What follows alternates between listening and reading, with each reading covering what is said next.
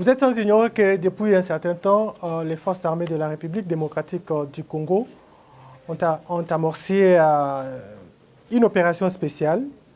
Cette opération de démantèlement des réseaux, des collaborateurs, des terroristes ADF-MTM dans cette zone de responsabilité. Depuis un temps, la population de Béni, la population congolaise et même la communauté internationale avaient des caméras braquées sur Béni, tout simplement pour ce qui s'est passé réellement. C'était à l'opération Kamikaze.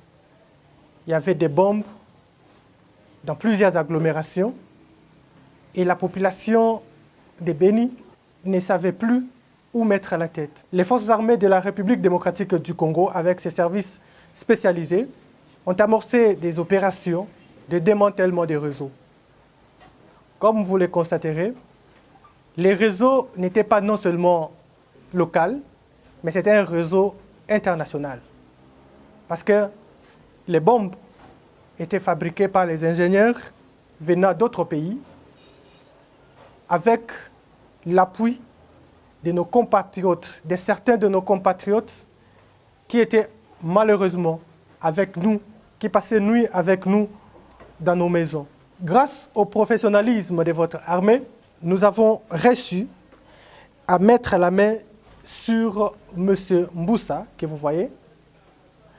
M. Mboussa, alias Ibrahim, n'est pas n'importe qui. Il ne faut pas vous tromper par rapport à sa taille. C'est un monsieur incontournable.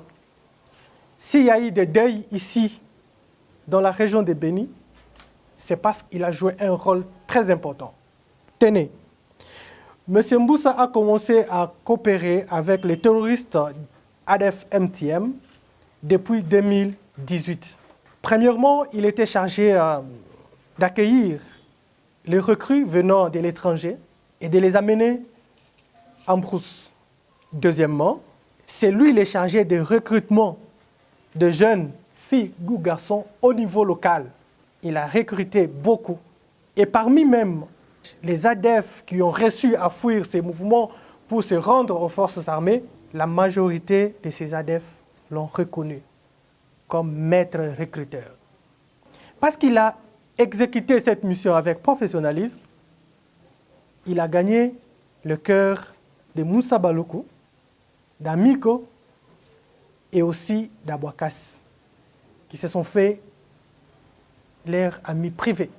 Chaque instant, à chaque événement qui s'est passé ici, Mboussa Ibrahim était en contact permanent avec les leaders de ces mouvements djihadistes. Mais tout ça a un prix, vous allez vous en douter. C'est juste pour une moto qu'on l'a donné. Tout ce qu'il a fait, une seule moto. On a construit quand même une maison pour notre ami Mboussa Ibrahim dans la ville de Butembo. Cette maison était devenue un dépôt quand on fabrique des bombes dans la vallée de Moualika.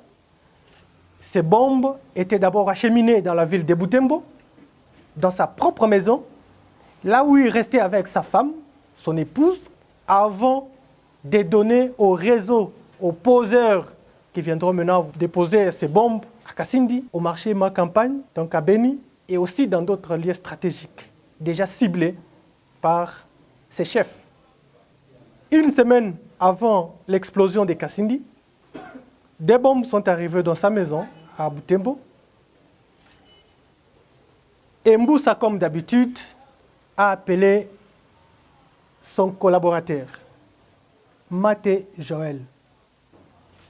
Maté Joël, lui qui menait les opérations du côté Oicha Chanichani, sur ordre de Mboussa, est allé suivre une formation accélérée de 3 jours dans la vallée de Moualika. Il a passé nuit à côté d'Amiko, à côté d'Abouakassé, à côté de Moussa Baloukou. Après cette formation de 3 jours, on l'a donné $60 pour aller dans la cité de Kassindi et mener cette opération. Il est arrivé dans la cité de Kassindi, il a déposé la bombe à l'église Sepak. C'était le 15 janvier 2023. Et à 12 h, la bombe a explosé, faisant état de 17 morts et plus de 78 blessés. À 12h45, il prend son téléphone, il appelle Mboussa pour lui faire un rapport.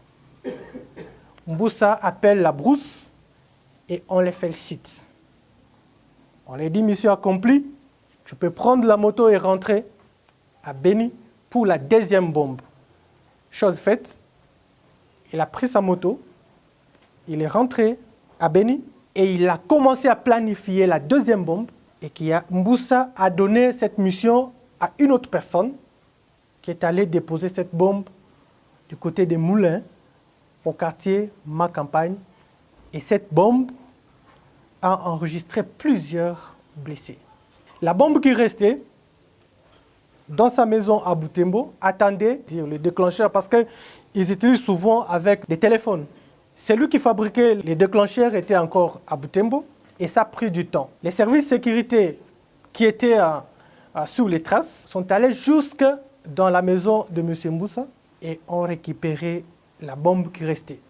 Et cette bombe, pour votre information, était destinée dans une église catholique dans la cité de Oicha.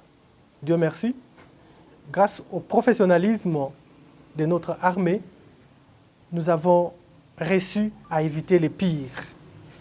Vous imaginez dans une église catholique, là où il y a des chrétiens concentrés à la prière et qu'il y a une bombe de cette intensité, on allait encore enregistrer beaucoup de morts.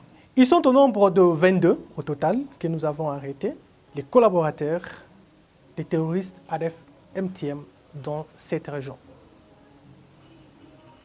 Chacun a apporté son appui matériel, son savoir-faire dans la fabrication de ces bombes, dans les dépôts et aussi dans l'explosion de cette dernière.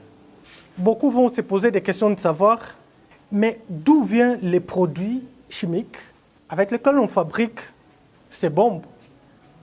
Ça ne vient pas du ciel, ça vient de chez nous, ici en République démocratique du Congo, dans nos villes Butembo, Beni, Goma. Votre service spécialisé a mis la main sur M. Nzanzu Munyangulia alias Santos. Santos est connu à Butembo comme commerçant. Il a un grand magasin, mais malheureusement, ces magasins ne l'appartiennent pas. C'est pour les leaders ADF Amigo. Lui n'est qu'un gérant. Les services de sécurité ont mis la main sur lui avec ses collaborateurs qui sont dans la chefferie de Bachou et qui avaient aussi d'autres boutiques. Monsieur Kambale. Dans le Bachou, il est connu aussi comme patron d'une boutique. Mais cette boutique ne l'appartient pas. C'est pour les mouvements terroristes ADF-MTM. Quand ils ont besoin de quoi manger et d'autres produits de première nécessité, ces djihadistes font appel à nos compatriotes pour amener le renfort logistique et ils exécutent facilement. Parmi les réseaux que nous avons reçus à arrêter pendant les opérations, il y a aussi un avocat arrêté dans la ville de Goma avec les documents dans son téléphone qui était tout le temps en contact avec les leaders Baloukou des ADF-MTM pour lui demander l'argent. Et à chaque fois qu'on l'envoie l'argent, il va faire tout pour qu'on libère les ADF arrêtés. Il a été arrêté et au moment où nous vous parlons, parce qu'il a été arrêté à Goma, il a été transféré dans la capitale et son procès a déjà commencé.